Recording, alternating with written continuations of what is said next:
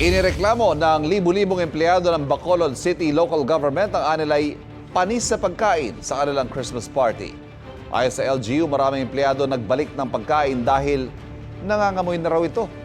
Mahigit sa ₱1,000,000 raw ang inilaang pondo para sa pagkain at 2 caterer ang kinuha. Bagaman walang natanggap na medical concerns dahil walang kumain ng handa, iniimbestigahan ito ng mga otoridad. Ipinatawag na ang mga caterer para magpaliwanag. Iniutos na rin sa lahat ng department heads ng LGU na magsumite ng report kaugnay sa reklamo ng mga empleyado. Para maiwasan ang biglaang pagkasira o pagkapanis ng pagkain, ayon sa Centers for Disease Control and Prevention ng Amerika, maghugas ng kamay at linising maigi ang mga sangkap na lulutuin at mga gagamitin sa pagluluto. Ihiwalay ang mga hilaw na pagkain habang inihahanda ito o nagluluto.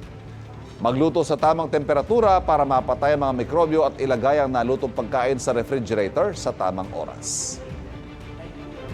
Kapuso, huwag magpapahuli sa latest news and updates. Mag-iuna ka sa balita at mag-subscribe sa YouTube channel ng GMA Integrated News.